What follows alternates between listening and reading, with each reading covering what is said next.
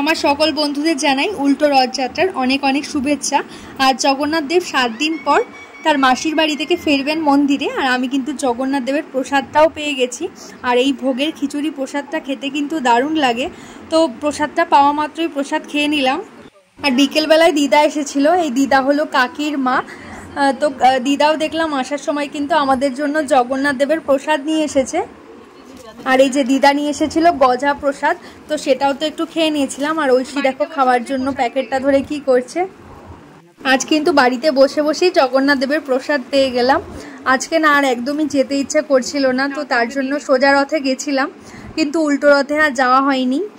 বোন এদিকে যাওয়ার জন্য রেডি হচ্ছিল, আর বোন বলছিল বারবার যাওয়ার জন্য, কিন্তু আজকে আর যেতে ইচ্ছে করছিল না, তাই আজকে আর আমি যাইনি। বোন রেডি হয়ে চলে গেছিল ওর বান্ধবীর সঙ্গে।